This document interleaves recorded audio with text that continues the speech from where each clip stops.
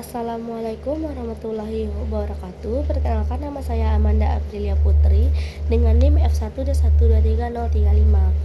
Dalam video kali ini saya akan menjelaskan tentang penerapan dan pemanfaatan secara langsung dan tidak langsung pada energi panas bumi atau geotermal. Energi panas bumi adalah salah satu sumber energi yang sangat melimpah, khususnya di negara seperti Indonesia yang berada di jalur cincin api.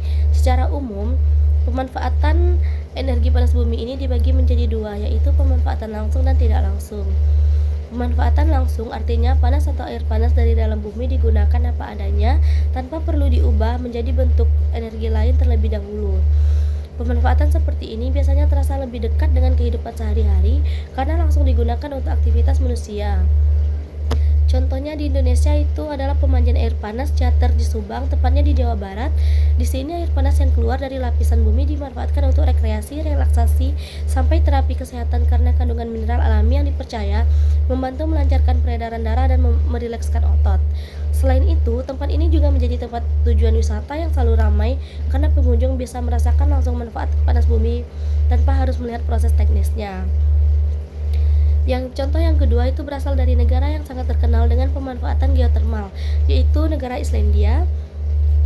Di sana panas bumi digunakan untuk menghangatkan greenhouse atau rumah kaca, karena negara ini memiliki iklim yang sangat dingin dan sebagian besar wilayahnya tertutup es. Pertanian sulit dilakukan tanpa bantuan panas dari bawah permukaan bumi. Dengan memanfaatkan energi geotermal ini, mereka bisa menjaga suhu di dalam greenhouse tetap stabil dan cukup hangat untuk pertumbuhan tanaman. Hasilnya, Islandia mampu memproduksi berbagai sayuran seperti tomat, paprika, dan timun secara konsisten sepanjang tahun, bahkan ketika musim dingin mencapai suhu ekstrim. Cara kerjanya yaitu pengambilan panas dari sumber panas bumi ini di dalam tanah seperti fluida panas, uap atau air panas diambil dan disalurkan melalui pipa. Lalu terjadi pertukaran panas dari sumber bumi tersebut digunakan untuk memanaskan fluida, biasanya air, dalam heat exchange. Lalu yang ketiga itu terjadinya distribusi panas.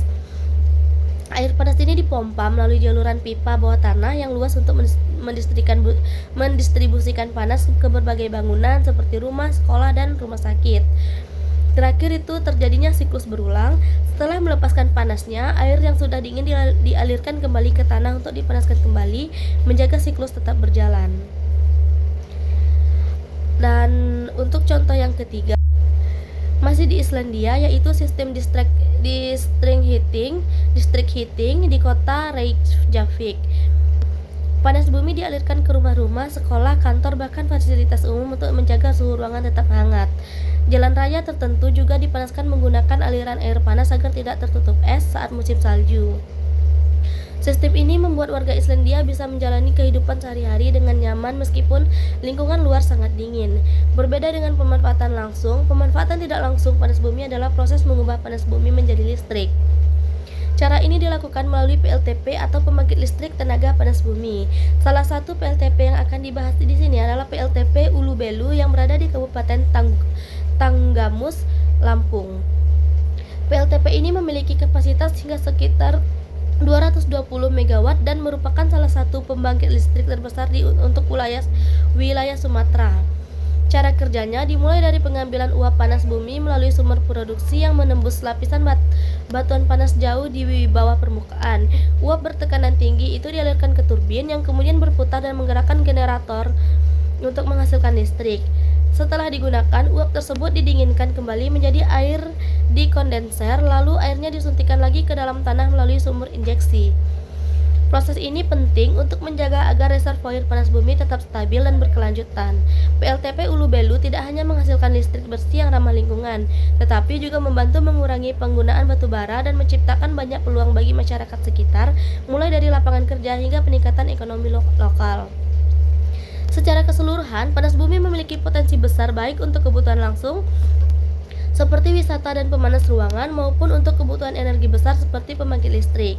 Indonesia sebagai salah satu negara dengan sumber daya geotermal terbesar di dunia sebenarnya punya banyak peluang untuk lebih memaksimalkan pemanfaatannya.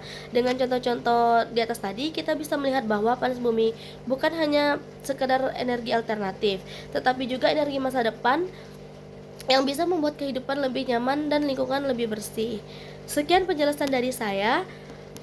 Wassalamualaikum warahmatullahi wabarakatuh.